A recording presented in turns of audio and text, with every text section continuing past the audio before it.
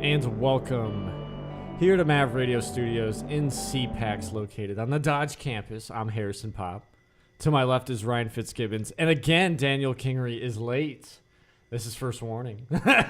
Happens. You know, I got to throw some shade if we're going to have someone show up late, which is almost every week. So I got to throw What about some Kirkle? shade. Well, Kirkle just hasn't decided to show up at all this semester. So, but nonetheless, it's Ryan and I this morning. And like always, we love to start out with the sports here on campus, the Omaha Mavericks. We're going to go to the baseball side of things. I know they're 4-5-1. There is a tie on the season because I believe a curfew. It was a curfew rule in the NCAA that the umpires in Savannah, Georgia, just had to call it in like the 6th inning. Was it the 6th? Or something No, like that. Not the 6th. What was it? The 11th? That was the 11th. Well, that makes a lot more sense. Yeah, so they finished up a road trip at Savannah State in Savannah, Georgia this past weekend, and they went 1-1-1. You know, they won the first game 2-0, came back on Saturday and lost 4-5, and then, of course, tied Sunday. Big shout-out during their win to pitcher, who was it? Was it Joey Machado? It was. No, yeah, it was Joey Machado. Yep. Throwing a shutout. That's kind of been the key this entire Maverick season is when their starting pitcher shows up, they tend to win games. When they don't, they tend to lose them or, I guess, tie them. Well, now I know the Saturday game I was watching on the live stats because that's what I love to do. Mm-hmm. They blew that one. I mean, essentially. I mean, you can't win every game. Stuff's going to happen. It's non-conference play. But the Mavericks, obviously they didn't have the win in the bag because they ended up losing the game. But they had the win right there in front of them in their grasp, and they let it go. Yeah, and once again, right, it comes down to 5 runs is a lot in baseball, Yes. right? Mm-hmm. So especially in college baseball. Yeah, so it's all about the pitching for the Mavericks. Their offense is there, and you know, on the season now, they're 4-5-1, like you said, and it just seems like it's really the pitching. If the pitching comes together, then they can be a really, really good team. If the pitching is not there, they're gonna be. It looks like maybe good in terms of the Summit League, but not a good team on a national scale. But if the pitching staff somehow coheses together and can kind of get in a groove and start pitching really well, they can be a good team when it comes to. I mentioned this right when they started the season back in mid-February, which has already been 2 or 3 weeks.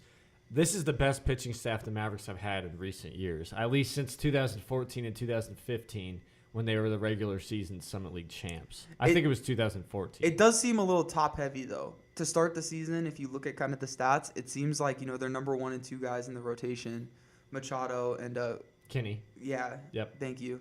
They're really good, and then the back of the staff is kind of like lagging behind a little bit. They're still finding their groove. I mean, remember, I think I mentioned this last week.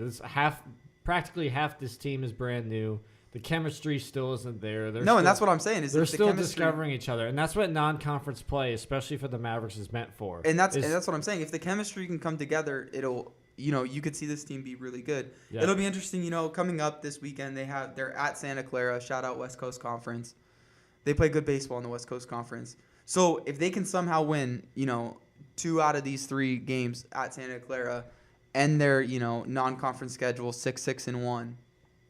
I think that would be you know, you would consider that a success, coming out without a losing record from non-conference play. I think if you're the Mavericks, especially because after that series, they're back here in Omaha against North Dakota State. We'll see if that gets snowed out or not because, you know, there's still like 10 inches of snow out there. But definitely the Santa Clara series, the last series of non-conference play before heading into conference play. If you're the Mavericks, you're definitely looking to pull out the win in the series. At least 2 of the 3 games be wins. Yeah, and we'll see what happens. I mean, I think that the future is bright for this team, though, going into conference play. Yep. But this will be I think that this will tell you kind of like the fortitude and where this team's head is at. And again, originally, they were supposed to play the Nebraska Cornhuskers actually today at 1, but that game got postponed. Obviously, due to some weather. And I mean, we got to, even though we are in Nebraska, Omaha, but I do have to give a friendly shout out to Nebraska. They beat number 3 Texas Tech this weekend, even though they didn't win the series. But beating a number 3 Texas Tech team that was in the College World Series last year is pretty darn impressive. 2 notes. 1, thank goodness this game was postponed. So maybe they'll schedule it on a weekend or a Friday I'm pretty instead sure of a random Tuesday. I mean, they do play them again, I think, later in the season. It's at Warner. But that Park one's at game. Warner Park, and Yep. that's April 17th. But I'm hoping to like call it or go. Oh no! At the very they're least. So gonna- thank goodness it's postponed. Nebraska and Omaha are going to try everything in their power to reschedule this game, Yeah. and it will be in Lincoln. And second, shout out to all the Midwest teams that play baseball. I mean, it's tough living. Yeah, this time of the year. I mean, if you didn't catch, Shout out to all the catchers. I mean, if you don't know, this is just kind of a friendly shout out. Mav Radio, we do a first warning.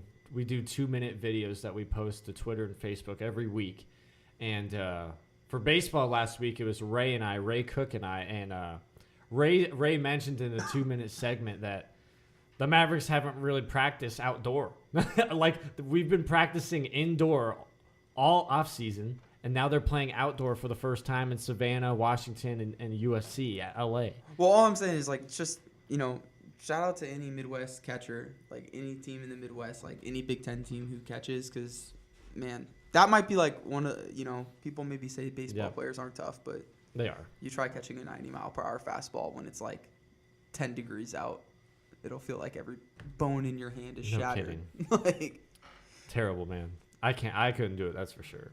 Now, going from Omaha baseball, who is 4-5-1, to the Omaha Mavericks men's basketball team, who I believe has 19 wins on the season, which is the most in their Division I history. Yes, at 19-10, 13-3 in conference play.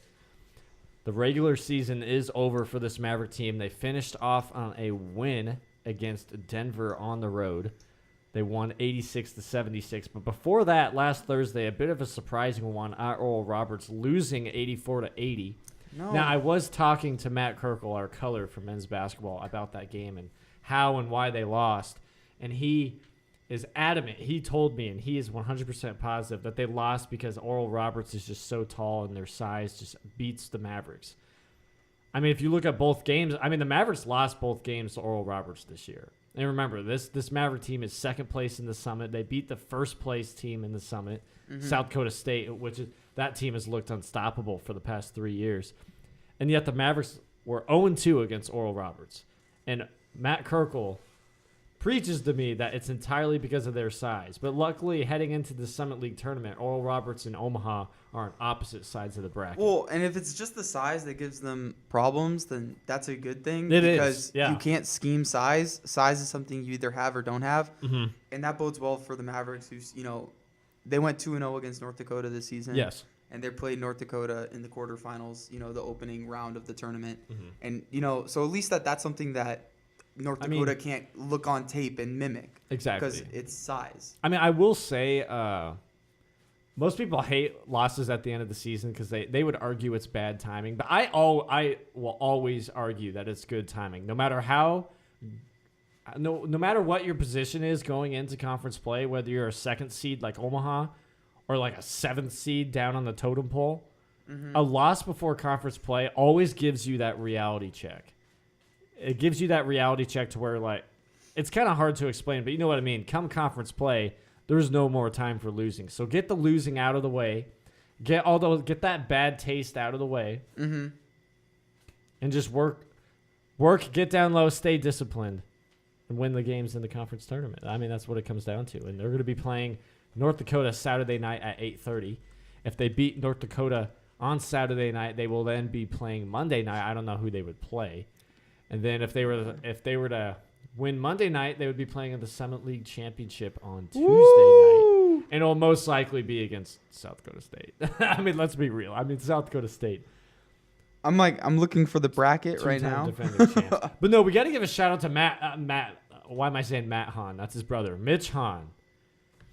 Mitch Hahn, co-player of the week.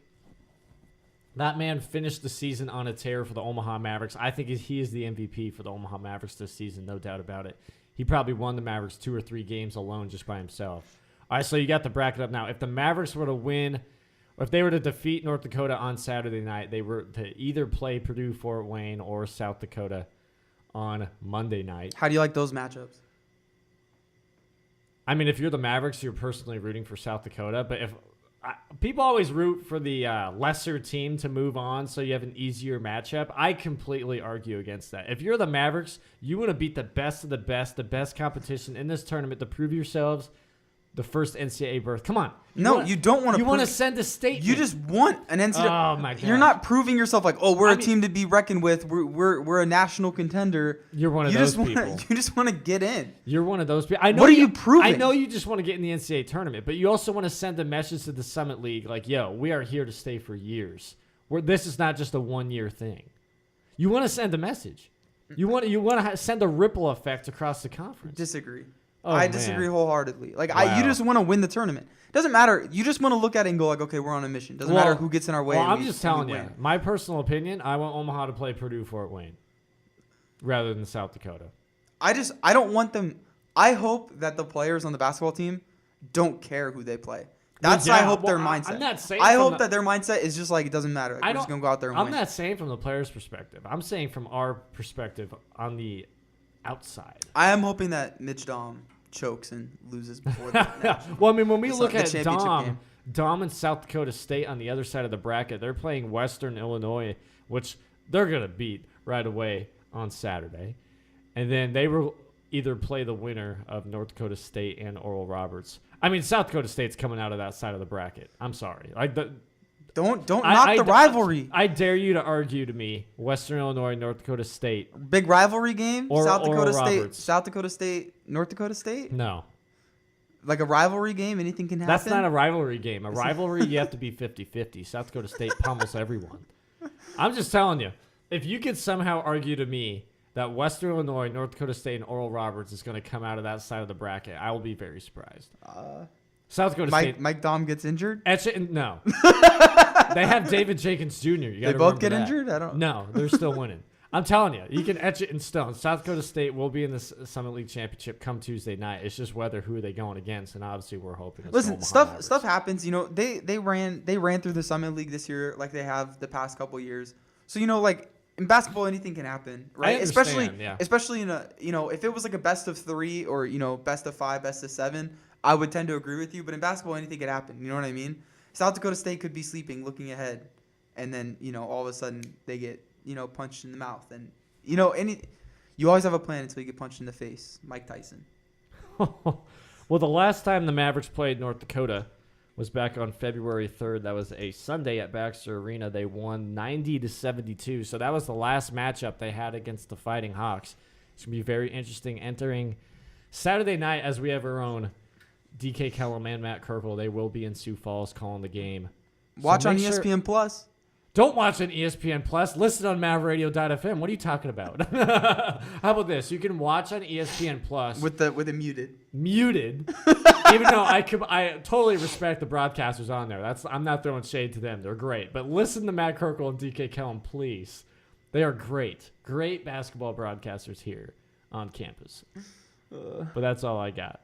Yep. And then on the women's basketball side, I'm not really going to get too much into it. They had a pretty challenging year for them, to say the least, and they did not make the Summit League tournament. Excuse me.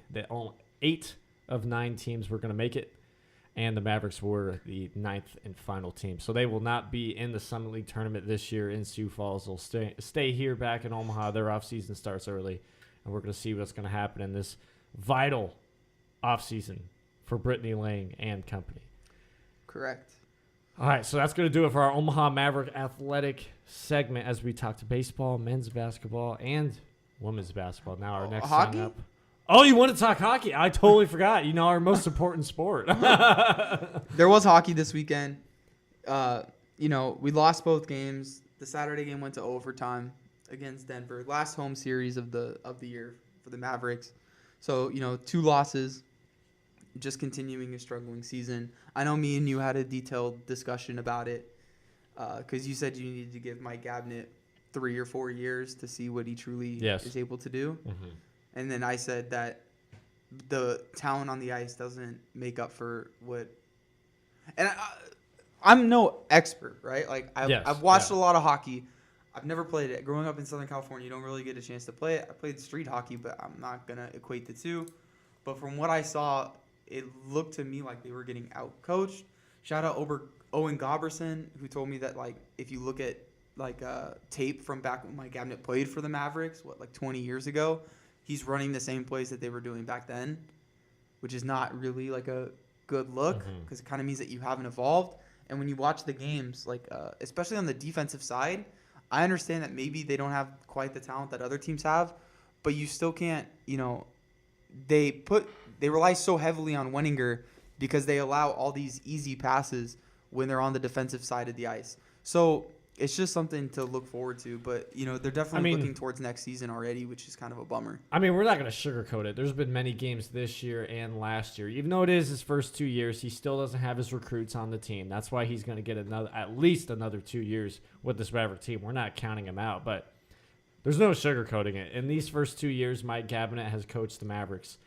There are no question games where you can tell he's being outcoached. I mean, just like Ryan here, I'm not much of a hockey guy, but being a general sports fan, it's pretty easy to tell no matter what sport if you lost a game from your performance on the floor or the ice or the field, or if you lost it because of the coaching. But Mike Gabinet, he is one of the younger coaches in Division I hockey, 37 years old. He's going up against legendary coaches, especially in the NCHC, like St. Cloud State, North Dakota, Denver. Legendary coaches. Yeah, go back 2 weeks and you go to that St. Cloud State, number one in the nation, when they got shellacked, right? It wasn't close in any of the games. They were just fighting not to get shut out and happened to do it once. And I completely understand the argument that St. Cloud State is more talented, right? Yes. Which I will concede to you. They have better skill. But that doesn't excuse the easy passes. You know what I mean? Mm-hmm. It's not like their players do this sometimes where they, are able to outmaneuver Maverick defenders, and that does happen. And that speaks to talent level. But when they're, getting these easy passes into the crease and setting up these easy one-time goals, I mean, that speaks more to a defensive scheme. I'll say until Mike Gabinet can instill a defensive mindset in his Maverick team, they're not going to win games, or they're not going to have winning seasons. So, they're 9-20-3 on this season. You kind of looking to next season, what would the record be that you'd be like, okay, this was a success? So this year they were 9-20-3. Correct. And they still have 2 games left on the schedule. At North Dakota. So you're asking me what would be a successful record next year? Next year. At least 15, 17 wins. Go 500. You're looking 500 winning season. You want a 500. As Mike Gabinet in his first 2 years, he's not had a winning season. So at least 500. I would agree. Go 500. It's a stepping stone. I mean, I will give him credit. In this past month, he has been getting some pretty decent recruits. Committing. Did he get a goalie? There's a goalie off the top of my head. It's not the Omaha Lancers. He's in the USHL league. Okay. I think it's either the Lancers or the Lincoln Stars. I don't know why those two teams are coming to mind, but I know there's a pretty decent goalie from the USHL coming to the Mavericks next year. Okay. Because Blankenberg, the backup goalie right now, is a senior as well as Wenninger. Yes. So the Mavericks are most definitely desperate for a goaltender. Yeah. But they can figure it out. I mean, you do have to realize the Omaha Mavericks, even though they're having a poor year, they had a poor year last year as well. They are one of the top recruiting teams in the country. I mean, you got to remember, they made the Frozen Four in 2015, just 4 or 3 years ago. So this team can still pull in some decent recruits. They're just having some down years. They're still having the turnaround from Dean Blaze going to Mike Gabinet, the passing of the torch. So you got to give it some time. I know some fans are getting anxious and a bit desperate, but no, you got to give it some time. It's like, we want winners here. Winners, Harrison. I want winners too, but a winning championship team's not going to happen like that. It takes time, and you got to and that's the time you need to give Mike Gabinet. All right, so that's going to do it for our Omaha Athletic segment. We're going to take a quick break with some Swedish House Mafia. I haven't played them in a while, and then we're going to come back. I believe with some MLB, NBA. I don't know. Make sure to find out. And welcome back to Mav Radio Studios in CPAX, and we now have Daniel Kingery here. I'm Harrison Popp. To my left is Ryan Fitzgibbons. And I want to put on record, and no judge at all because I love that song, but Ryan insisted that we play Katy Perry Firework. That's just because you play the same songs every single day. Wow. Every single Shots show. Fired. Gotta switch it up. Right, I don't think it's the same songs, but I guess you can say the same songs if you just keep looping it in your head. I guess, yeah, maybe. You know, I'll make it out. How about the same type of music potentially? So I like to switch it up a little bit. All right, well, I'll throw in a Give song. the people what they want. This next break, I'm going to throw in a song that you're absolutely not going to expect. And I'm going to throw in a song that you're not going to expect. Okay, fine. But before we do that, the moment has finally come. Bryce Harper is signed. You know we have to talk some Bryce Harper news.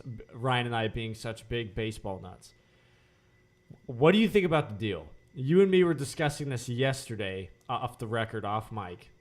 I want your opinion. Give me your opinion on the deal. Do you like it? Do you hate it? Do you like it for the Phillies? Do you like it for Bryce? Okay, so for Bryce, I like it. For the Phillies, I like it. I like the deal. Don't get me wrong. Like, I like the deal overall. My theory or like opinion on it though is that it could be better. Okay, explain. I believe that it could be better. And how I said that it could be better is still have it be 330. The deal, let's say it for. So he signed with the Philadelphia Phillies, you know, as a free agent. The deal was for $330 million over 13 years. So that'll take him through his age 38 season. As a Philly, he'll be a Philly for life unless somehow he defies age and is able to play past 38, which is probably unlikely. And because that's unlikely, how I said you could make the deal better would be still give him $330 million, make him the biggest baseball contract in the history of baseball, but just make it 330 over 10 and have the deal cut off when he's 35. And my thought process for this was that it's totally the reason why people, you know, say that the last A-Rod contract was horrible or that the Pujols contract for the Angels was horrible is that they signed those deals. Those were 10-year deals when they were, you know, 29 or 30. To be fair, they were paying them for what they were. No. They were paying. They were still good in the beginning of those contracts. Well, yeah, but they were more paying them for their past, especially the Albert Pujols deal. They paid him for what he did at the St. Louis Cardinals. Do you think Albert Pujols could have replicated 2 World Series titles and 2 MVPs? So Pujols was crazy because they signed him. So a baseball player's prime generally is like 28 to 32, right? And the reason why the Pujols contract is considered so bad is they signed him to a 10-year deal when he was 32. And ever since, you know, since 3 years ago when he became 36, right? It's just a huge albatross. And let's be real, the only reason Pujols is playing still is for the money. You know what I mean? That's why he's still playing. And it's a detriment to the entire Angels roster. So now when you look at the Bryce Harper contract, you know, they're going to be paying him $23 million each year. So that includes, you know, his age 36 season, his age 37 season, his age 38 season. And by that time, most likely he probably won't be very good. When you look at the Machado contract, which was $300 million over 10 years, right? I like it a lot better because now you're paying him $30 million a year, which is more than Harper is per year. But his last season is going to be when he's 35. So let's say he starts to decline at 33. You only have 3 years of the contract to worry about. Bryce Harper, if he starts, you know, regressing after his age 32 season in 2025, you're going to have 6 years, as probably the highest paid player on the team. 6 years of that when he's no longer good, and he's just going to sour on the fan base. No, like, I completely understand and respect your argument, but the only reason I can go against that is if you're the Phillies, even if he is a terrible player from 38, 39, 40 years old, you're entirely signing for Bryce Harper to be a Philly for life. You don't want him to put any other uniform on for the rest of his career. See, and that's where I said I don't care. If I'm a GM, right? My owner, the owner probably doesn't say like, "Hey, like, how dare you let Bryce Harper, you know, walk away in free agency?" Or they might say that, but like it's not like the owner's like, "Hey, we want to sign Bryce Harper as a Philly for life." You know, if you signed Bryce Harper to 10 years, $330 million, and now he's 35 years old, he's probably not as good as he once was. You'd probably sign him for less, and you probably like, you know what I mean? If you wanted to sign him to the age 38 season, you give him 330 over 10 instead. When he becomes a free agent when he's 35, you could offer him the remainder of the deal, right? You could be like, hey, how about we pay you $23 million a year over the next 3 years? No one's going to come close to matching that when he's 35. So you could probably pay him less, but if you truly wanted to keep him a Philly for life, you could get him for less in those years when he's not going to be worth what you're paying him at that time. I've met more people in the past week or ever since he signed the deal that have hated the deal than actually liked it. And I liked it. That's the main crux of it. It's just that 13 years is too long. It is. It's too long because, like I said, by the end of the deal, he's not gonna be as. That's just Father Time. Father Time is undefeated. He's not gonna be as good as he is now. When that comes down. So if your problem with the deal is length, it's totally understandable. Yes. But at the same time, you're getting this guy from his age 26 season to 38. So you're getting, 12 years, and over half of that is probably going to be really good baseball. Yes. Where he's in his prime I mean, still. as far as Bryce Harper being in his prime, they're going to be World Series contenders. They are. So, yeah. They may not win a World Series, but they're going to be in deep playoff contention, just like the Nationals were when Bryce was there, but nothing happened. Yeah, and so the other thing is that, like, it is the Phillies and, Philadelphia, right? Like, can you say more? They throw batteries at players, snowballs at Santa. All the other snowballs stuff. at Santa, what? Never heard that story? They threw snowballs at Santa? That's like a famous Philly story. So if you think that they're not going to boo him when he's 37 years old, a shell of himself, and is the highest paid player on the team, you're crazy. Like, that's definitely going to happen. So I understand that. I mean, at the end of the day, though, I think that it's a good deal for the Phillies. I will say this, and me and you talked about this like a little bit earlier. Is he really like that good? I brought that up yesterday, and like, let's go through something. So over the past, 4 seasons, he's been a net negative on defense, and he's really only had one amazing year. So do you want to go super in the weeds with stats and go WAR, or should we keep it as like kind of general? Just general. General. Okay. So the one really good season, right? He hit, he had a 460 on base percentage. He slugged 649. He had an OPS, which is on base plus slugging, of 1.109. He led the MLB in all of those. He won an MVP. That was back in 2015. Yep. I'm going to go deep into the WAR. He had a 9.1 offensive WAR and a 0.4 defensive WAR, which is like amazing. Like one of the best statistical seasons in the history of baseball. Yes. And he was amazing. Since that season in 2015, the past 3 seasons, he has not led the MLB in any single offensive category except for one season he led in intentional base on balls and one season he led in walks. But he's never once again led the league in slugging. He's never led in on base percentage. He's never led like anything like that, right? So in his MVP season, he hit 42 home runs. Then the next 3 seasons, 24, 29, 34. I mean, I understand the argument that he's not leading in any category. He hit 330 in that MVP season. The 3 seasons after that, 243 below average, 319 pretty good, 249 not very good. I know the average is poor. Also since that season, his defense has gone down. In that MVP season, right, he had a 0.4. He's never been some defensive stalwart out there, right? Like he's not Mike Trout or he's not like Coco Crisp or Yasiel Puig where he's known for his great defense. But he was at least serviceable since then. Since that season, in the past 3 seasons, he's had a net negative, defensive WAR of negative 0.41. So he's literally been a deterrent, like a negative to his team's win total on the defensive side of the ball. So, since that, really, he's a guy who, has all the talent in the world and all the upside in the world. He's put it together for one full season.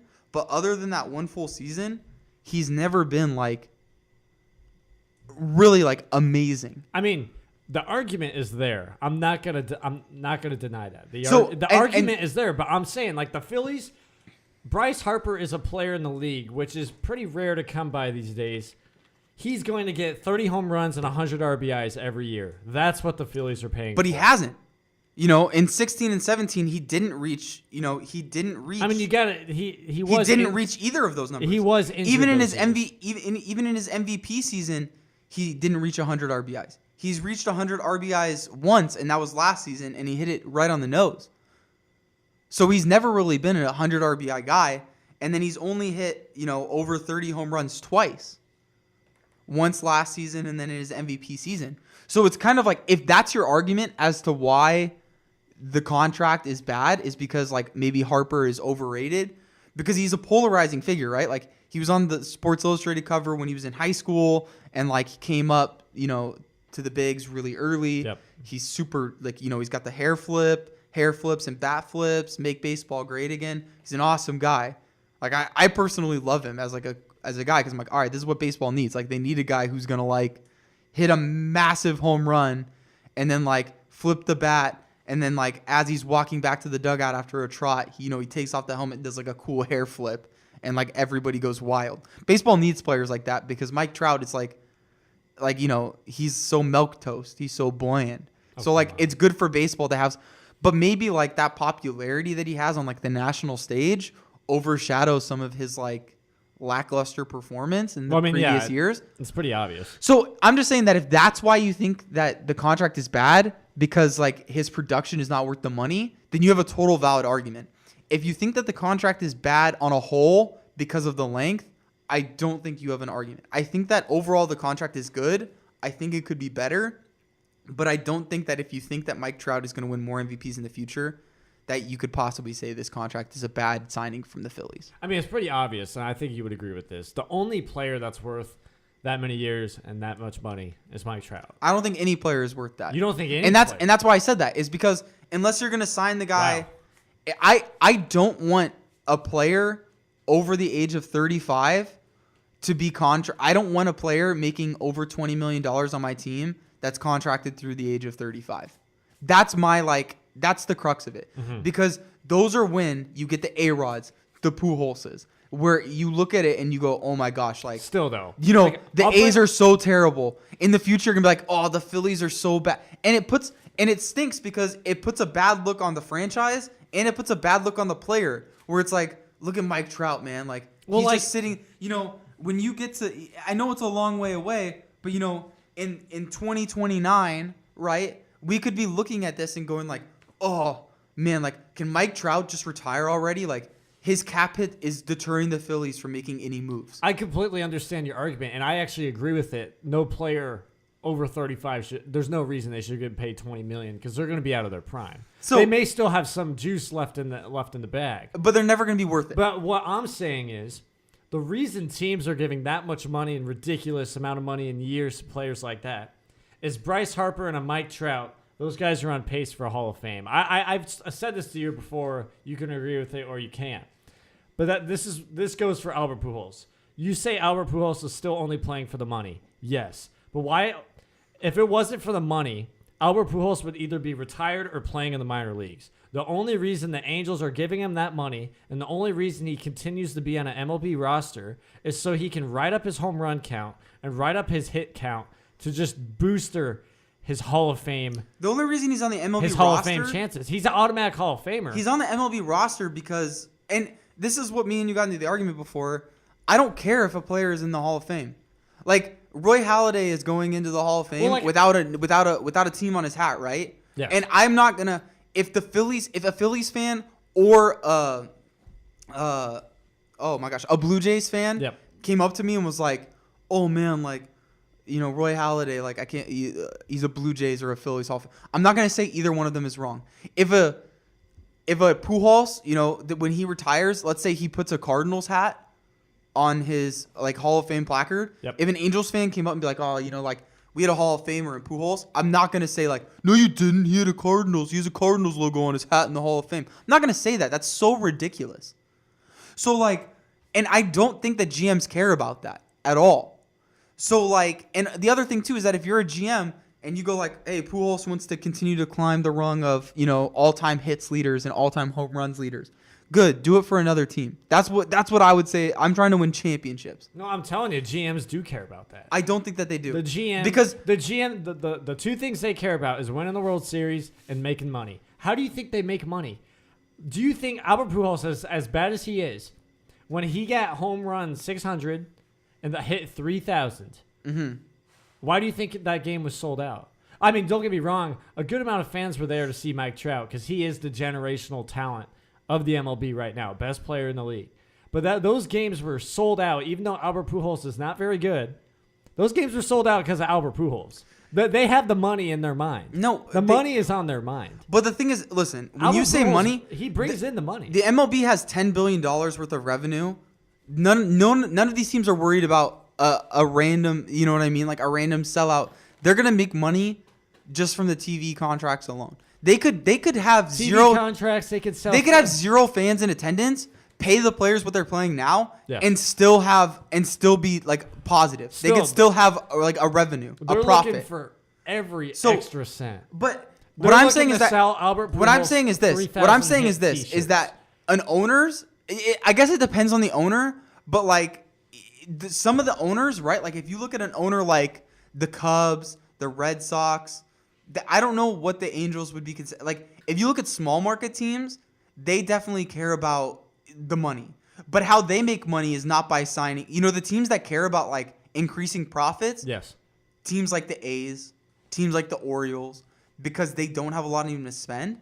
They don't spend their money on massive like old free agents and look to sign them they don't do that, right? Yep. That's not how you make money. How you make money is by not signing anybody at all. How you become an albatross and a team that can spend money, but now all of a sudden you can't because you have too much already allocated, is by giving out contracts like the Pujols one and like the Harper one, where all of a sudden you're a team that normally can spend money, but you can't sign an extra guy, you know, in year 20 XX because you already have $30 million or $20 million signed to a guy who no longer is a net positive to your roster. I mean, I'm just telling you, going back to the Harper Phillies contract.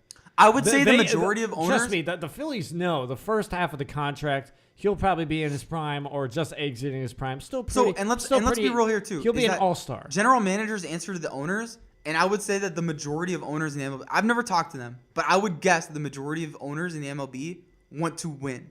Yes. And the extent of what they want to win will differ depending on the club, right? Like the Red Sox, the Cubs, the Dodgers, their status of winning is like, hey, we better win some World Series. The Oakland A's or the Baltimore Orioles, the Royals, maybe their status of winning is like, hey, we want to like win the division, we want to make the playoffs. That might be like but at the end of the day, their main goal is always to win games. I'm not. And this contract in the later years, you know, in years 11, 12, and 13, which is what I'm arguing they should have gotten rid of to make the contract better, this will hurt them from winning games. And also, you know what else they care about more than like, you know, winning is probably one. You know what number two probably is? It's being favorable in the fans' eyes. And if the fans all of a sudden turn on a contract like the Pujols one, like the Harper one maybe in the 2030s, where they go like, oh, boo, you know, the Phillies suck. Like, why did we sign this guy? Oh, because everything is colored by the current status. And if he's, you know, hitting 205 with 13 home runs because he's 38 years old, but still playing because he's making $23 million, the fans are going to hate him. And the fans, when they hate him, are going to hate the general manager because of the contract they gave him. And when they hate the general manager, they hate the organization as a whole. I'm not. Your argument's valid, but my argument is that if you're the Phillies making that big of an investment, you want to make sure Harper is in a Philly uniform to finish out his career. I mean, just think if he truly pans out to be the Hall of Fame baseball player that he's probably on pace to be. Just think, like going back to previous Hall of Fame players. Let's just say he turns out to be one of the greatest outfielders that ever played the game. Okay. I'm just saying the money he's still going to bring in after the contract. Like look at the Royals. You still have Royals fans, including myself, buying George Brett jerseys. You still have Giants fans buying Willie Mays jerseys. Dodgers fans buying Jackie Robinson jerseys. You're going to still have Philly fans for decades buying Bryce Harper jerseys. But even if he was signed, I'm talking entirely money on paper. I'm not talking on field. I'm talking money, the green, because that's what this world revolves around. But even if you signed him, so you're telling me that Bryce Harper just broke the record for most sales of a jersey in 24 hours. And if he was signed for 10 years, the jersey sales wouldn't have been as high? It's going to go up more. It will. But you know what I'm saying? I'm telling you. And then And after those 10 final years, 3 you're saying years- that those final 3 years are what's going to make him a Philly I'm just legend? saying they're going to be paying a ridiculous. No, what's going to make him a legend in Philadelphia is when he's actually too much contributing. money. They're going to be paying too much money for Bryce Harper in those final 3 years. I completely understand that. But the Phillies are going to make that $20 million back in 2 days just by selling his jersey and selling tickets promoting 3,000 hits and 600 home runs. They're going to make that money back in a snap. So they could care less if they're giving him an extra 3 years. They already know he's going to be overpaid. They have to face that fact signing him just last Saturday. But they're going to make that money back right away, so they could care less. I'm talking money. On the field, what you're saying is valid. It's going to happen. He's not going to be worth the money the final 3 years. In 10 years, so his jersey sales would be the same for now. And what makes you a legend is how good you are. And when you're good, you're in your prime. He would, if they had signed him for 10 years, if they had signed him for 8 years, right? He would still be a Philly legend, especially if he wins championships and MVPs in the uniform, which he would do in those first 8 years. Yep. And that means that they're still going to buy jerseys of him, like 20 years down the line. The last 3 years are not like, when he's 38, there's not going to be someone who's like, oh, thank goodness Harper was here for his 13th season at 38. I'm going to buy a jersey because he was here when he was 38. That's not what happens. That's why I love the Arenado contract. Arenado will be a legend. Arenado they re-signed him. Yep. Or signed him to an extension. 8 years, $260 million. He now makes more than Machado or Harper per year. Annually, it's like $35 million. Annually, and this is the perfect. This is the contract that I'm saying is perfect. Yep. Arenado will be a legend in the Rockies organization. He probably should have some MVPs, but that's a different conversation. But this new contract, right? Yes, it's more money in the short term, but less in the long term. And he's now signed through his age 35 season. Yep. And by the way, if he's still contributing when he's 35, they can extend him again. Mm-hmm. And that's perfect. But after he's 35, if he's washed up and no longer is good, they can either sign him to a deal that's less than $27 million a year or $35 million a year and walk away, or they can extend him. Well, we're going to conclude this discussion, and we're going to go to NFL with no break right after this. But basically what Ryan and I are both getting to, even though we're kind of arguing on two different spectrums, but we're both getting to the same point. The Phillies are playing Bryce Harper for the first 6 or 7 years of the contract. Who do you like in that division real quick, Braves or Phillies? Braves. Barely. Yeah, me too. Barely. They're not there yet. Basically what we're getting to is Bryce Harper for the first 7 years of that contract, they're paying him for the talent on the field. The last 6 or 7 years on that contract, I don't want to do the math, 6 years. The last 6 years of that contract, they're paying Bryce Harper for the name. By the way, real quick, the Phillies just go all in and sign Keuchel. I know. Fill out your rotation. Dallas Keuchel and Craig Kimbrell aren't signed yet. I can't wait. You know what's going to happen, by the way, is that some team is going to, in spring training, I think that he'll get signed during spring training because I think that a contender, right? All the teams that aren't good, obviously they just don't care about being good because otherwise they would have signed him. But what's going to happen is some team like the Dodgers, the Phillies, the Astros, the Red Sox, right? Like some team that has World Series aspirations is going to go into spring training and their fifth guy is either going to get hurt or is not going to look as good as they thought he was going to look, and they're going to sign Keuchel and become a juggernaut. That's my kind of my if I have to predict prediction. If I had to predict before we move on, he's going to take a serious pay cut just to re-sign with the Astros. No, disagree. Or I can see the Braves. The Braves don't have starting pitching. But this is my thing is that the Braves and Brewers are two playoff teams that don't have starting But here's pitching. the thing is that's what I'm saying is that they've known this entire offseason that they don't have pitching and they still haven't signed him. So what's going to happen is a team that doesn't care about money, the Yankees, the Red Sox, the Phillies, a team that thinks that they have a solid rotation is going to realize that their rotation isn't solid and they're going to sign him for 5 years. Yep. All right, so we're not going to take a break. We're going to go straight. Do you want to go straight to the NFL Combine? I know you wanted to talk about that, Ryan. Sure. Daniel, did you watch it? I did not, but I kept following it. I got notifications about it, so basically it's like watching it. Any thoughts? There was a lot of good standout, a lot of players that stood out. If you looked at DK Metcalf, everyone thinking that he won the Combine because he ran a 4.33, and he has 1.5% body fat, and he did 27 reps as a wide receiver, and he's bigger than Myles Garrett when he was drafted number 1 overall to Cleveland. So, yeah, look up DK Metcalf if you haven't seen like the photo of him. He doesn't look like he looks like he should be like a defensive lineman, not like a wide receiver at all. And I'm kind of nervous because I don't know how he kind of struggled in like the agility drills, like when he came to like the 3-cone and stuff like that. He kind of was a little like slow, but he's like really fast straight. Like he has Raiders written all over him. Like the ghost of Al Davis is going to draft DK Metcalf. Or I want to bring up another one. Kyler Murray's standing at 5'10". Yeah, kind of a fake lot short of guy. people don't believe that. What do you think about this Kyler Murray? Do you think he's going number 1 to the Cardinals? So I want to get on that topic. I read a rumor that like they were kind of shopping around, but not shopping around, like because you know at the combine like everybody's there, so you kind of talk and like talk trades. And apparently they were like shopping around, but not really shopping around, like Rosen. Yep. And apparently like his draft stock is like so in the tank because they know that like if you're gonna trade him, like that means that you're drafting Murray. So like if you don't trade him, like what do you like? It's kind of like this whole thing where it's like you don't really have a choice. Like you can keep him on your roster for a lot of money because he was a 1st-round pick, or you can just trade him away for something. So apparently people are saying like a 3rd or 4th-round pick for Rosen, like straight up. That's it. So like you look at a team like the Patriots who have 3 third-round picks. But also apparently the reasons I don't know. I read a lot about this. Apparently last year the Patriots looked at Rosen and they really liked him, like his talent, but then they like didn't like his attitude, so they just crossed him off the board. I just don't think Kyler Murray is the number 1 pick. I think the best quarterback in this draft is Ohio State guy. Why am I forgetting his name? Dwayne Haskins. Why isn't he being considered number 1? Why is Kyler Murray? He is.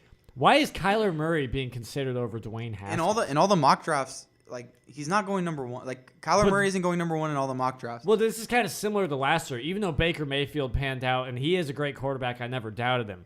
But when I first heard that the Browns were thinking going Baker last year at 1, I was very confused. Just as confused as Kyler going number 1. Although Baker proved me wrong. Well, so like, but I just don't see Kyler panning out. In every draft, the NFL is a little bit different.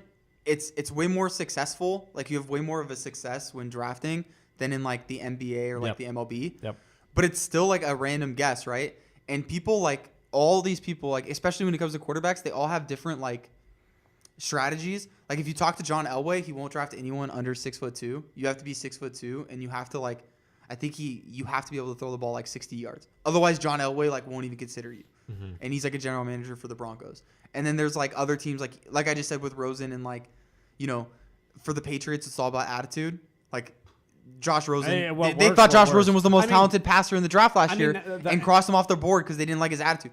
So like when you look at that though, right? Yep. If I'm a big proponent of like I want a guy who's gonna win and be like a leader, right? Like I'm a big on the field guy. So when I looked at like Baker last year, right? Like I didn't like Rosen because Rosen was kind of like he seemed kind of like a weird like not really a team guy and kind of like a me guy. But then when you looked at Baker and like the way he commanded the Oklahoma team on the field, like and that's kind of a Kyler Murray didn't really do that this year. It didn't seem like So maybe that's like but that's why like I didn't have a problem with Baker going basically number 1. NFL's the only sport or the only draft where you draft according to your needs, you draft what fits you. While MLB and NBA, you just draft the best player available. So if Kyler Murray happens to fit Arizona Cardinals system, then go for it. But personally, I don't see him as a number 1 pick. That's just my opinion. Daniel, do you have any comments on Kyler Murray or anything else in the NFL Combine? Kyler Murray, you know, he's definitely a really good player. I don't know why everyone thought he wasn't 5'10", because he looks short, but the guy is a lot taller than what you expect. Because when you look at O-linemen, they're probably like 6'3", 6'4", 6'5" at least. And we look at a smaller individual, they're going to be a quarterback like him is going to be they're going to look smaller. So I don't know. I think he's definitely going to be a first-round talent. I think it's more mid first round, maybe late first round. I don't think he's going to be early. No. But there is a chance, though, if there's a trade. But I don't think it's going to happen. I don't think the Cardinals will do it because I think Rosen is actually better than what people paying him out to be. And Rosen's one of those quarterbacks that was that electrifying player in college that, you know, made that 22-point comeback against Texas A&M. That was an exceptional comeback. But the Cardinals want to see that quarterback, and they didn't get that quarterback this past season during his rookie year. So I don't think they'll go for Kyler. I think they still want to try to build up into Josh. I would hope they would do that, because when you draft a quarterback, you don't want to go straight into, a new quarterback. That's a whole new system you're trying to build for yourself. So you're just ruining everything that you tried to work for last season. But one player that I really liked from these past couple days during the combine was no other than Greedy Williams, who ran a 4.37 40. And that was just yesterday he ran that. And you look at Greedy, he's one of the best corners in this draft, and he has the ability to be one of the best standout corners this upcoming season. And when you look at Greedy, he was a really good corner at LSU. He did a really good job covering some of the top wide receivers in the SEC. But if he can move his game to whatever team he gets drafted by and can continue to do that, you could see him as one of the best corners, young corners in this game. Yeah. Going back to Kyler Murray, though, and like Josh Rosen, it's unfair to judge Josh Rosen at the moment. It's only been a year. Well, it's not that. It's just the fact that like his talent stinks. They're terrible on defense, and their offensive line is terrible, and they have no weapons, right? Like they have David Johnson, who was like weirdly used last season. Like they didn't really use him to like his full effect. Their offensive line was terrible. And their best wide receiver is like 37-year-old Larry Fitzgerald. I mean, like when you look at what the Browns did, the Browns draft like all defense, make sure their offensive line is solid, get Jarvis Landry. They have Josh Gordon at the beginning of the season. I know that he ends up leaving. They have a tight end, Eric Ebron. They have Nick Chubb and like Duke Johnson. Like they have all these weapons, and then they put then they draft Baker Mayfield to put him in there, right? You look at Patrick Mahomes, who's like not a rookie but a sophomore, and when he gets to start, he has Tyreek Hill, he has Kareem Hunt, he has a solid offensive line, he has a decent defense. Like when you look at players who like end up succeeding, they kind of have like a good infrastructure around them. Like when you look at Rosen or Josh Allen on the Bills, they have flashes of like greatness, but overall their teams are terrible, so it's hard to judge them. So like if I was the Cardinals, I wouldn't draft Kyler Murray, because you're just taking one rookie quarterback with a terrible infrastructure, and you're not fixing anything about the infrastructure around him, and just drafting another one. I mean, with Kyler Murray, the most quarterback-needed teams right now are the New York Giants, but I entirely anticipate them to select Dwayne Haskins if he's still available. The Jacksonville Jaguars, but they're most likely going to sign. They're the favorites to sign Nick Foles now that he's a free agent. I think it's the Dolphins. Yeah, it's the Dolphins at 13. Like that's where Kyler Murray's going to go if I had to bet money. Yeah, that's where he's going. Probably. And I just don't see the Cardinals. Like I'm hearing all the rumors and the hype that he's going number one. I just don't see it happening. Don't sleep on John Gruden at 3 though, doing something you're crazy. You're forgetting about another team. You're forgetting about Washington at 15. So do you guys think that Kyler Murray will be good, or do you think his height will deter him? Hyped. I mean, don't get me wrong. I can anticipate like 1, 2, 3, maybe good years, maybe a Pro Bowl season somewhere hidden in there. But like, do I see him as a longevity, like 10-year, 15-year Hall of Fame quarterback, or consistent Pro Bowl quarterback, or consistent winning season and playoff contention quarterback? No, I don't. Daniel, do you? I see him as a Jameis Winston. I can't really judge a quarterback by something I don't really know much about when they go to the NFL. I like to examine a quarterback or a player when they get a few games in, throughout the season. Would you draft him? If you needed a quarterback, like, would you draft him, or would you be like, we'll wait for next season, or draft somebody else in the class? If we had a decent quarterback and we wanted to experiment with it, I definitely would. Just because what other quarterback, you're not going to be able to get Dwayne Haskins. You're not going to be able to get, I think that's really about it. Well, like, there's still Drew Lock, Will Grier. Like, there's a couple. My whole thing is that, like, 5'10" is still really short. Like, people are like, he hit the 5'10" mark. Like, he's good. The shortest quarterback that, like, I can remember playing in the NFL was, like, Doug Flutie, and he was also 5'10". And, like, his, stature, like, it did affect him. Like, he was decent, and, like, he kind of had, like, this, like, magic about him that made it work. But he was still so short that, like, there were some things that, like, you just honestly couldn't do. And maybe, like, the way that the schemes have changed since Doug Flutie played, because that was back in, like, the 80s, maybe it like changes a little bit, but like he was average, right? Or like maybe a little bit above average, but like his height was such like a detriment that like they kind of made him go to the CFL, and then he had like a little bit of a comeback tour. But like Doug Flutie's height did kind of like affect his game. So it's kind of interesting how people are like, oh, he hit the 5'10" mark, he's good. But it's not like 5'10" means like even 6 foot. Like that's still a big difference, the 2 inches. Well, I think you can't really compare Doug Flutie and Kyler Murray you can't really compare them because they're two different athletes. You look at what Doug Flutie did. I think he has a better arm. Well, he was really athletic when he was playing. But like, don't get me wrong. I think Kyler is more athletic. You look at him; he's one of the fastest players in all of college football over this past season. And you try to catch him during an open field. No safety could catch Kyler Murray. So when you look at that, I'd want to experiment with that. But if he can't transition into being a quarterback within 2-3 years, you got to move him to receiver. Well, it's also scary because you don't want him to get hit by 6'4". Like, he needs to slide. Russell Wilson is the master at this. He slides. Like, he never gets hit. He always slides.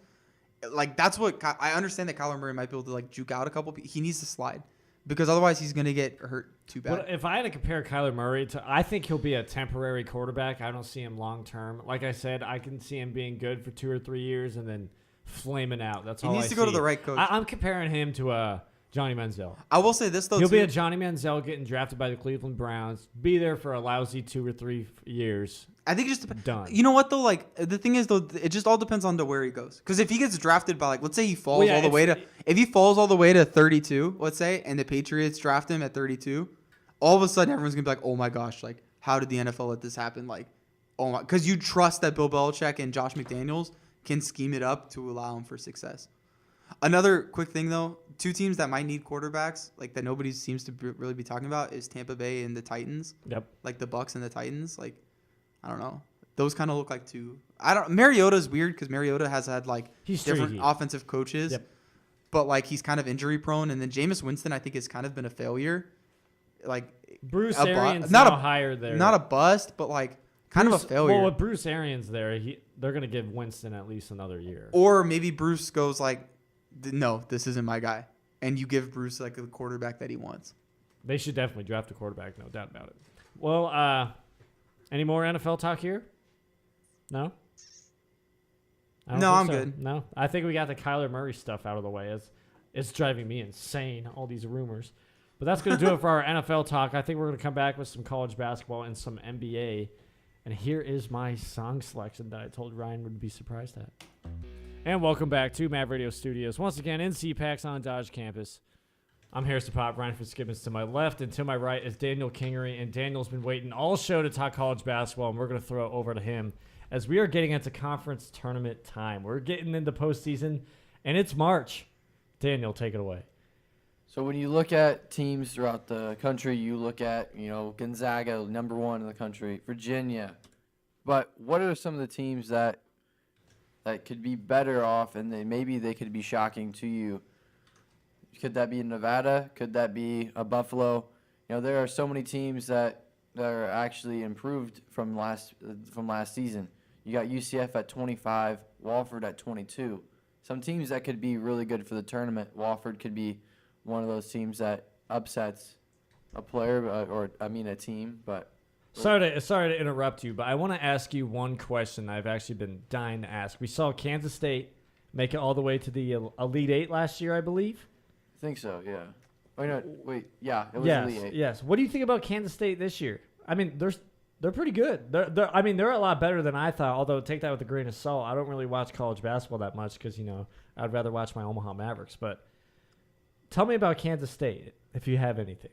I think they're a good team. It's just that when they played Kansas, they got obliterated. They lost by I think it was over 20, 30, it might have been 20, 30 points, something like that.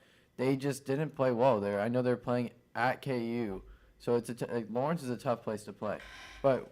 And whenever they play their rival, they don't obviously KU wins majority of the time because KU's won the conference, the regular season title, I believe 7 or 8 straight years in a row. So when you look at that, it's gonna be tough for them to get.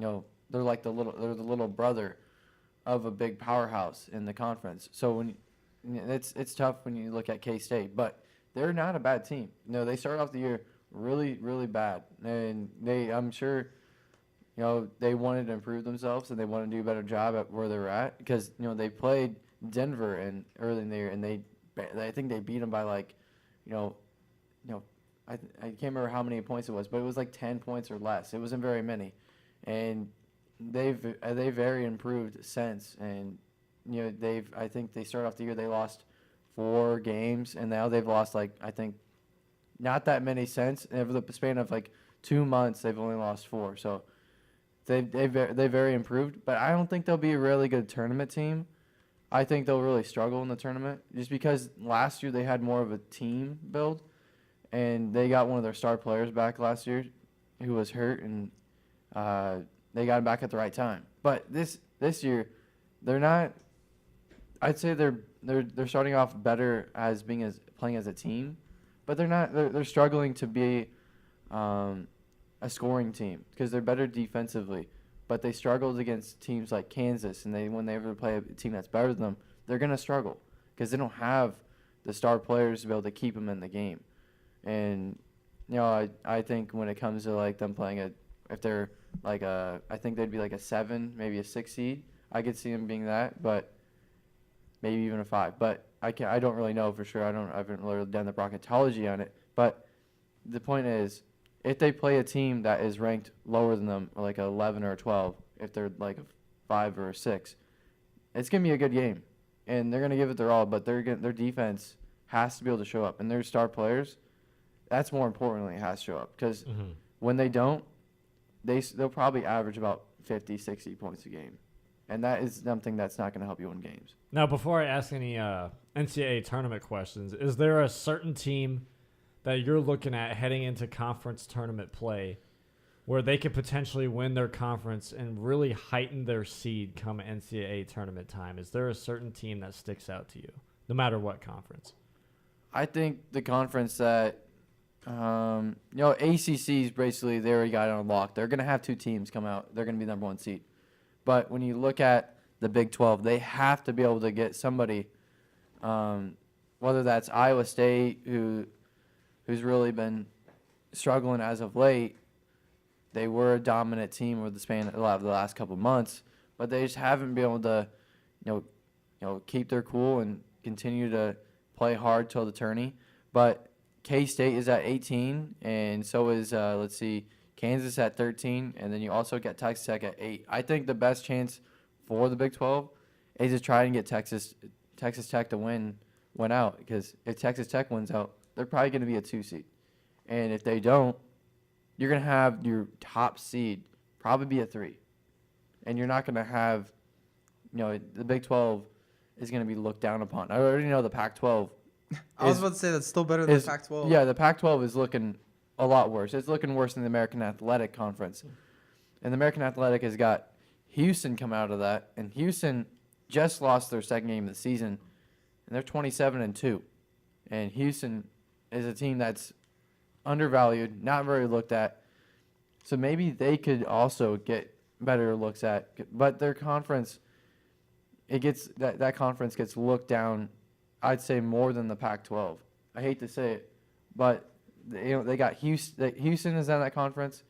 They got Cincinnati's in second, SMU, and it's Wichita State's now in that conference. And it's sad to say, but that conference is better than a lot of conferences around the country, including one Power 5 conference, and that is the Pac-12, because Pac-12 is one of the worst conferences in the whole country. They have one ranked team. I think they might not even be ranked right now. Washington, they're not even ranked. But Washington is a decent team. They haven't been playing better lately. But the thing is, Houston, I think, could definitely earn themselves a better seed. They could go from being a potential 3, maybe a 2. And everyone counted them out at the beginning of the year. And no one thought Houston was going to be here. So Houston is my sleeper to get a better seed. But another team is look how far Villanova's come. Villanova lost to, who was it, beginning of the year? It wasn't Wofford. It was I can't remember the team, but Was it Wake Forest? no, it wasn't that. It wasn't that. But they lost at the beginning of the year to Furman. That's who it was, 76-68. And you look at that loss. That was a terrible loss for them. Furman's actually a pretty good team, but they're not winning their conference. The Southern Conference is better than what people pan it out to be. You got Wofford, who's 17-0 in conference play, and then you also got Furman in that conference. You got two other schools I can't remember at the top of my head. But the thing is, there's so many underdog teams that are not being looked at or appreciated, and you have these teams that they're so good playing basketball, and they beat these Power 5 schools, and they're still being looked down upon. It's bad. It's sad to see, but hopefully, everyone looks hardly at Wofford. Everyone looks at Furman if they get whoever gets in the tournament out of that conference, because there could be two teams. I think there's probably only going to be one because it's such a low conference. But you got to have whoever makes it out of there as your potential sleeper to be able to upset a big team. I have a question for you. So Zion hasn't played, right, since like shoe blowout gate.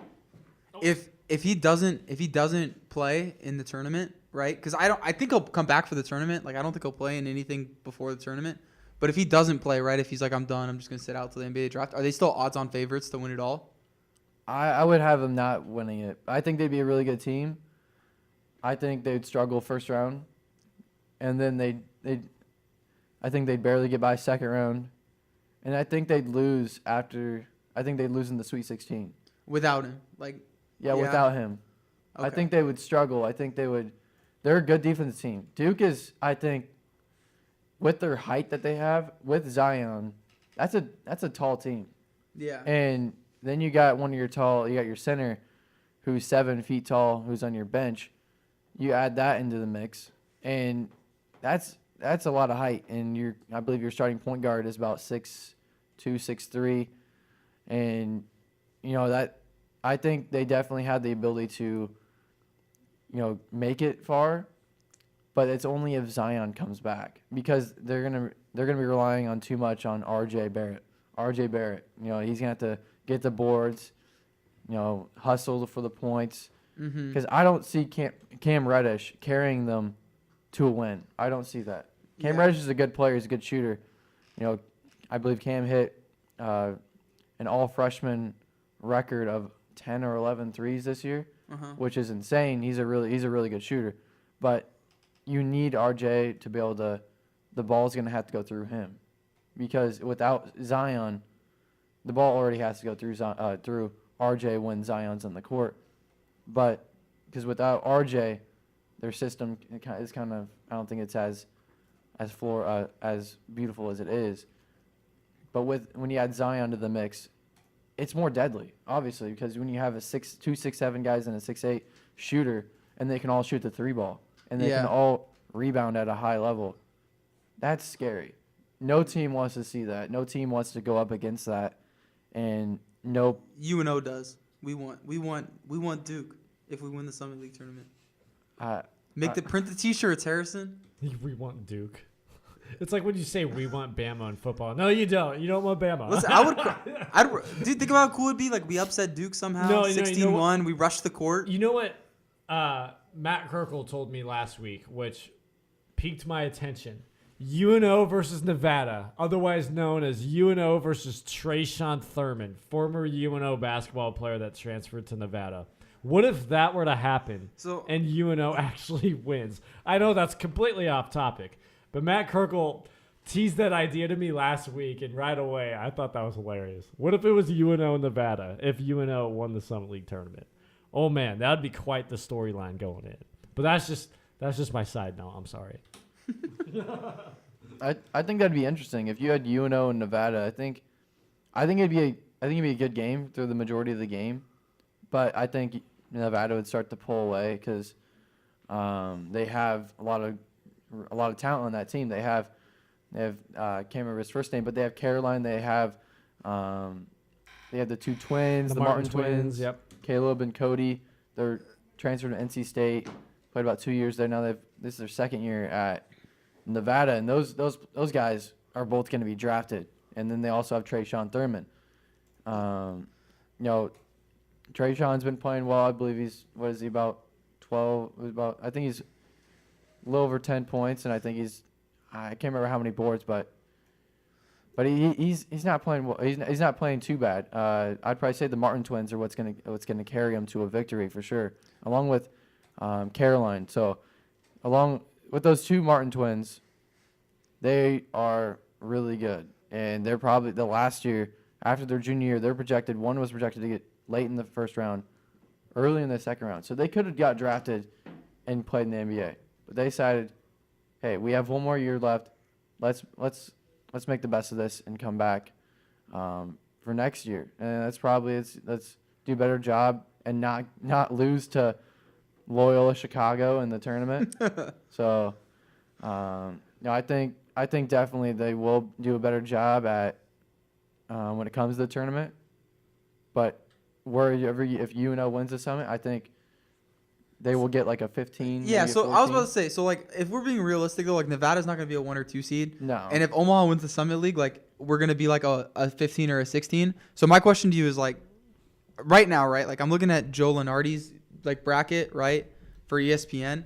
So here are his 1 and 2 seeds, right? Gonzaga, Michigan, Virginia, Michigan State, Kentucky, North Carolina, Duke, and Tennessee. Who do you think, like, I don't think that Omaha would be, like, they're going to be underdogs, massive underdogs, no matter who they play out of those 8 teams. Who would you say, though, they have, like, the best chance of beating? Because for me, it'd be Tennessee. I think Tennessee is kind of like. Really? I think they're a little, like, I don't know. Something doesn't rub me the right way. Listen, when we're talking about those 8, all 8 of those teams are really good. Like, so if we're saying who I want Omaha to play and who I think they have the best chance of beating, I'm just going to say Tennessee because I think that they're like, I don't know, something strikes me as odd. Like, I don't quite believe in them, and I can't really put my finger on why. But I don't know. What do you think, Daniel? Can you list those top 8 teams again? Yeah, okay. I'll go slower. I know I listed them off kind of fast. So, Virginia, Michigan State, Gonzaga, Michigan, Duke, Tennessee, Kentucky, North Carolina. Okay, I'd probably say Tennessee's. I think what you said, that would be tough. They have 2 really good posts, Admiral Schofield and Grant Williams, 2 of the best. I think that's the best duo in the post in the whole country. Okay. And I think that'd be deadly. Jordan Bone had a heck of a game, beat my Kentucky team. I think what Kentucky's done, they're better. They're done a lot better job with defense. So. Virginia, they are a really good defensive team. They would be able to do a pretty good job. I think the biggest one that stands out to me would be teams like, is Michigan, was that Michigan? Yeah, Michigan was there and Michigan State. I'd probably say Michigan State. You'd want Omaha to play Michigan State? I would say that or it's tough to say. It's a tough one. That I would not want to play North Carolina because North Carolina always plays well first round. But Gonzaga, I'd want to play Gonzaga also. Because Gonzaga, over the last few years, actually one time, they played South Dakota State. It was a couple of years ago. And it was a 1 versus 16. And they struggled first round. That was the year they ended up going to the national championship and losing to North Carolina. So, I'd say they'd have a better shot playing against those 2 schools. Because if you looked at Michigan State, they lost, I believe it was 2 of their best scorers this year. So, and they're still hanging on there by a thread, and somehow, but they lost. There was a span where they lost by 3 straight. They lost 3 straight games in a row in the Big Ten, and one of those was losing to about 500 Indiana. And Indiana is not really that good of a team. They started off good, and ever since then, middle of the year, they've been crap. And Indiana's been an embarrassment to the Big Ten because everyone thought they were going to be better than where they're at. And they lose to them by, I think it was like, by double digits. I can't remember how many it was, but it was a lot. And Indiana, hats off to them for winning the game and discombobulating a Michigan State team. But Michigan State is not as good as what people think. That was recent, right? That was like a couple weeks ago. Was it a couple weeks ago? Who did they just beat like 2 days ago? Michigan. It was Michigan? Yeah. So I have a question about that. Like, we're talking about Indiana. So I saw in the news a lot of people are upset that Indiana stormed the court after they beat Michigan. So, because they're like, oh, like, act like you've been there before. Like, you guys are proud. So let me ask you, when is it acceptable to storm the court in your mind? Ooh. And can you, like, lose? Can you, because once you, like, you know, it's ridiculous if Duke ever storms a court. Can you kind of, like, if you've ever been good, does that mean that, like, you've always lost storming the court rights?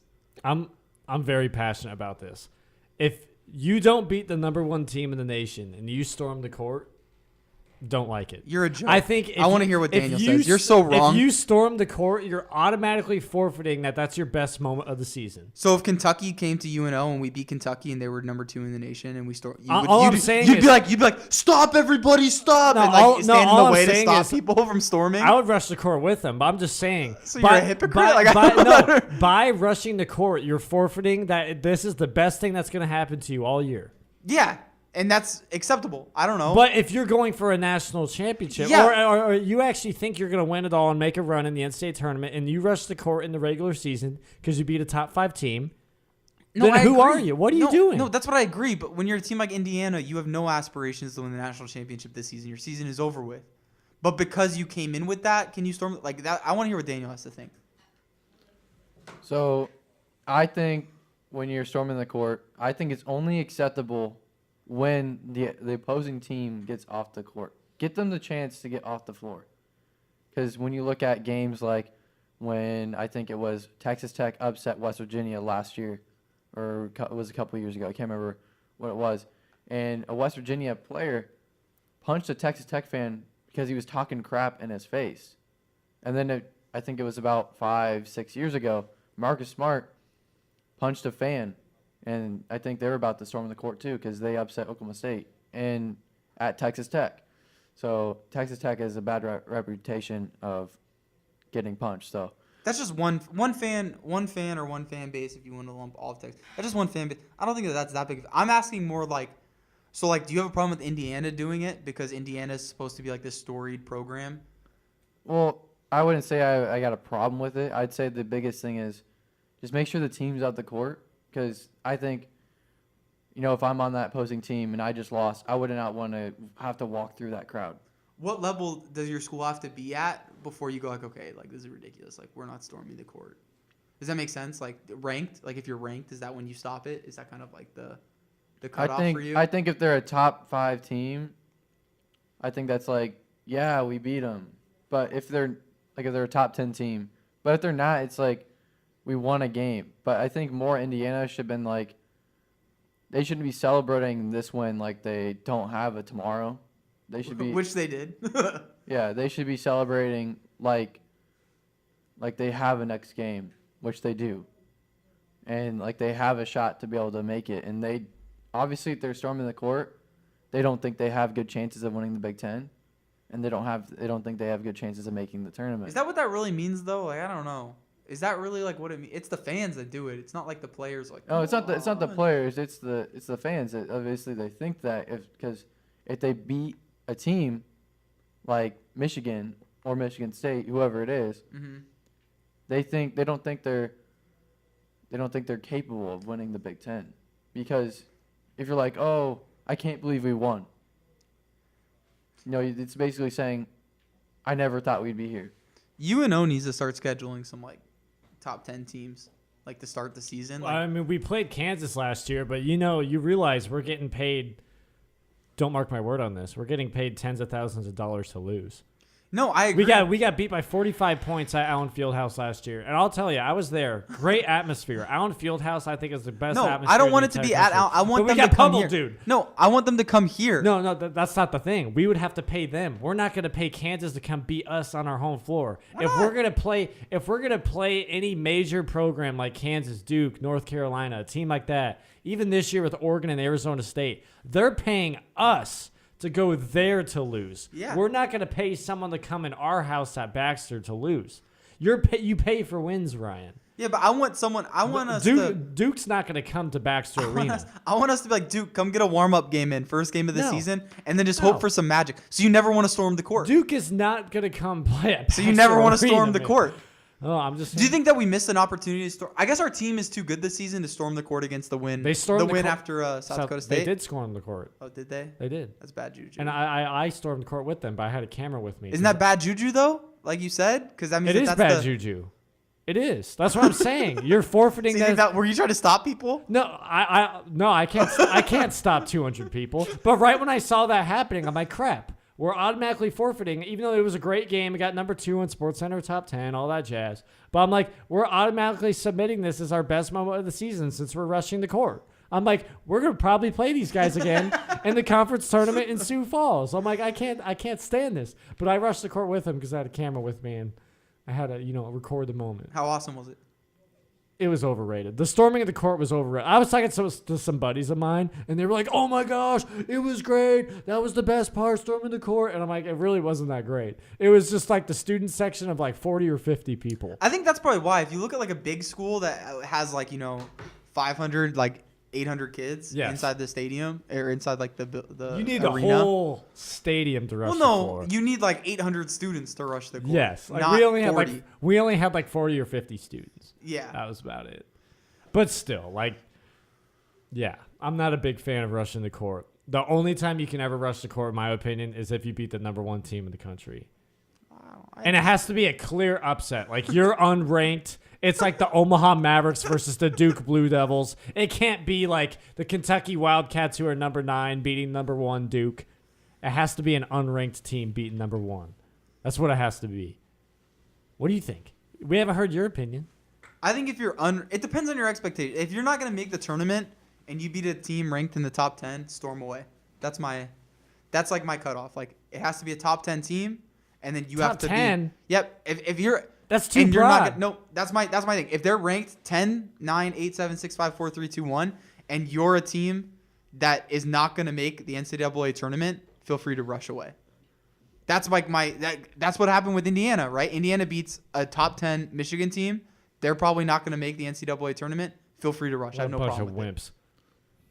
Harrison, though, I could Top 10's too broad. You got to go number 1. Harrison, What do you mean number 1 though? That's like You can like, only rush the That's court. what I'm saying though. Is that like that means that if Kentucky came to Omaha and we beat them, that you should be actively trying to be like, they're not number 1. Stop rushing the court. No, that's what you need. If you don't do that when that happens, you're such a hypocrite. Harrison, I could really see you say number 7, number 5 Kansas coming to town, and won. I would definitely see you after the game. You would be running on that court somewhere or the other, whether you I may or may not don't have have a shirt on or not. I may or may not have told DK when we were in Kansas, even though we got beat by 45. But if we were going to somehow win that game, I was going to run naked on the floor. Oh, man. But you know what I mean. Like, if it's an Omaha Maverick team that's clearly, like, not... But that's what I just said. I said that if you're a team that's not going to make the tournament... But I'm talking if you're, like, just outside of the top 25 and you're rushing the court for beating a number 8 team in the country... But that means that you're going to make the tournament. That's ridiculous. But that means you're going to make the tournament. If you're, like, just outside the top 25, you're probably going to make the tournament. In which case, I just said, don't rush the Like court. if Clemson's rushing the floor for beating Duke, give me a break. I don't Give know me a what break. Clemson's record is this season. Eh. But they can rush beating It's Duke. eh. I don't know. But yeah, that's my. But I'm all about the college experience. You're like Mr. Professional. I'm about like having fun. I don't know. You do you, Ryan. I'll do me, man. I'll be the only one. When I rushed the court when we beat who do we play in the first round? North Dakota. And we beat North Dakota, and Oh, I rushed. jeez. I'm the one player rushing. No, one you guy rush the rushing floor when court. we win it all. Rush the floor when we win. I'll rush championship. when we beat Duke in the first round of the NCAA tournament. Yeah, good luck with that. We want Duke. Print the T-shirts. Yeah, we want Duke. We're gonna get killed Print the T-shirts. if we were to somehow play Duke. Ryan, don't say that. We don't want Duke. We don't want Duke. It's like we want Bama. No, you don't Oh, want Bama. we won't get that. We don't want any of the top 8 teams. Like, we got to pick one. Might as well take the monster head on. Let's take number 1 overall. We'd be legends. Like, it really would be like legends. Like, we'd have like a 30 for 30 about like the school and like the team. What if You I realize said- that, right? Like, if we beat Duke, like somehow like we win the Summit League and get faced up with Duke and we beat Duke, like there'd be a 30 for 30, at least a 30 for 30 short. And Harrison, maybe your voice would like. Have you called the basketball game this season? No. Daniel, have you? One men's game. Yeah, see, I maybe. think Ben's called a few. Yeah, Ben's in the studio. Like, you guys might be on the 30 for 30, like on ESPN, where it's like, oh, like the call, like, and like it's your call on like the 30 for 30, like, because it'd be like the biggest upset ever. The signature would be like, what if I told you a terrible team could one day win? What if I told you that a little commuter school in the Midwest could upset the number 1 pick and a juggernaut in the Duke Blue And their sports Devils? director wouldn't let them storm the court. This and a college radio sports director was avidly asking fans not to storm the court. This is why we love sports. This is sports. Welcome to Mav Mania. That's the name of it. Mav Mania. I could care less for a win. I would just want at least someone on the Mavericks to poster Zion. The man who Give didn't us a rush. Mitch Hahn poster over Zion Williamson. I will pay money for that. Come on, man. This is why we want Duke. We want Duke. Give us Duke. Well, do you have anything else for college basketball? Because we're about to wrap up the show. Well, Harrison, one more thing. I think if Duke won, I think you'd still storm the court because you'd want to see Zion so bad. You'd be like, run after Zion. Yeah, Harrison, you get punched in the face by Zion. Nah, I would rush the court just to shake Zion's hand. Be like, hey. Wow, no team spirit. No, I got You wouldn't team heckle spirit. him. You wouldn't What are heckle you him. You wouldn't what be are you like. talking about? I got team spirit. You wouldn't be like, hey. Beep, beep, beep, beep, beep, beep, beep. Oh my god, you're going too far, man. Zion, you beep, beep, beep. That's true team spirit. I don't think Harrison could tackle Zion, even if he wanted to. respectable Zion's guy. 285. Respect is overrated when it comes to like college. I don't know. I think that it's too far. You're one now. of those people. I think that you need to be rowdy. Like I think that's how you get in players' heads. Well, that's how fans be rowdy. I'm almost never a fan of Maverick games. I'm just saying, like, I don't know. I think that we're too nice. But like when I was at Arizona, I think that the University of Arizona, I think that they're too nice too. Like I think that like I don't know. If you really want to get into a player's head at the free throw line, you don't be like brick, brick, brick. No, you're like talk about his mom or something. Arizona State. If you, like you truly want to get into his head, like I don't know. That's my Ryan, I think though, if Harrison was ever gonna tackle Zion, Zion would land on top of him and it'd end out bad for Harrison, or Harrison would actually be tackling himself. I would go viral for all the wrong reasons. getting punched in the face. Yeah. Now like a fractured jaw. If you knew that if you heckled him, like if you were like a true fan and you just heckled the heck out of him, that he would punch you in the face, would you like go in and do it? No. Why? No. You'd be a millionaire. Yeah, but then I'm forever going to be known as the guy who got punched by Zion. I'm not going to be known as Harrison You'd also be Popp. known as the I'm not gonna be millionaire. Harrison Popp anymore. I'm going to be the guy who got punched by Zion. And the millionaire. That's my name. But you'd be known as the millionaire who got punched by Zion and then sued him for emotional damages. That totally tarnishes my reputation, dude. I wouldn't want to do What that. reputation? Wow. I would take that deal. Wow, I should turn And then the when mic I off when I need now. $10 million for emotional distress. Harrison, you'd already be ruined it as it is. That would be like number one on SC No, top. I got SC some. not I top got 10. some dignity with me, man. I wouldn't do that I don't know, dignity. I thought you just said earlier in the show that it's all about the dollars. for Bryce Harper. It's all about the money. For Bryce Harper, it's all about the money. $10 million. You get punched. Your reputation is known as the guy who got punched by Zion. You get Nope. $10 million. I wouldn't do it. Hey, that's like dinner for Wow. Zion, man. I would. I wouldn't do it. Everyone else in the room besides you would. I want to be something bigger than that. And that's You're a all you noble can reach. person, Harrison. Yep. But like I said, we want Duke. Print the shirts. We don't want Duke. We don't want Duke. All right, I think that's going to end it for the show. Unless if you two got something else to talk about. Probably not. Maybe. Shout out Boston Bruins this past month. I know we don't talk a lot about hockey. Wait, are you a Boston? I'm not. I'm a LA Kings fan. Oh. They're awful. I was going to say. But just shout out them. They have not lost a game in the past month. They haven't lost a single game in regulation, which is insane. And I don't think that Tuukka Rask has lost a single game in like the past month. I'm not sure about that. I think that might be the case. But regardless, their team as a whole haven't lost a game in regulation in the entire month, which is insane. All right, well, that's going to do it for First Warning. On this Tuesday, it's what, 9:55 right now? Yep, 9:55. Here are CPACs on the Dodge campus of UNO. Thank you for listening. I'm Harrison Popp. To my left is Ryan Fitzgibbons, and to my right is Daniel Kingery. Make sure to tune in next week at 8 a.m. for First Warning.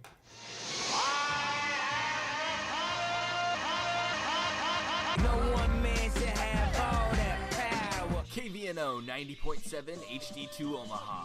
Power with MavRadio.fm.